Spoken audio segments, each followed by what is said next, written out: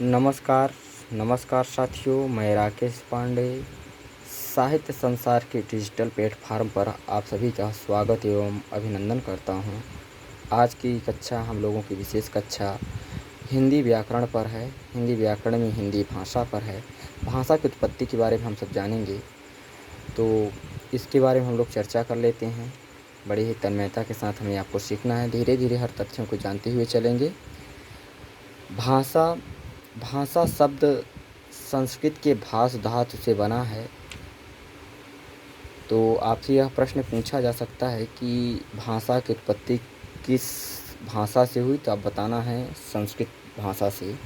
और धातु आपसे पूछा जाए तो भाष धातु, तो आप समझ सकते हैं धातु प्रत्यय उपसर्ग ये सब संस्कृत की शब्दावलियाँ हैं। ये सब संस्कृत से संदर्भित हैं, इन्हें आपको समझते हुए चलना है। ठीक है, तो भाषा शब्द संस्कृत के भाष धातु से बनी है, जिसका अर्थ होता है वाणी को व्यक्त करना। अब वाणी को व्यक्त करना है, इसके माध्यम से क्या होता है? इसके माध्यम से मनुष्य अपने भावों एवं विचारों को अभिव्यक्त करता है। जैसे अब हमारे मन में क्या है, हम आप तक उसको व्यक्त करना चाहते हैं। जैसे आप लोग अभी ऑनलाइन जुड़े हुए हो हमसे, तो हम अपनी बातों को रखने के लिए क्या माध्यम बनाएं? वाणी को माध्यम बनाएं। तो यह वाणी ही है, हमें आप एक दूसरे को भावों एवं विचारों एवं भावनाओं को समझने का साधन है।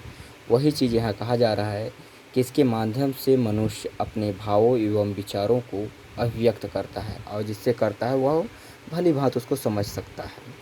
वासुदेव नंदन प्रसाद के अनुसार क्या है, सामान्यतः भाषा मनुष्य की सार्थक व्यक्त वाणी को कहते हैं। किसको कहते हैं?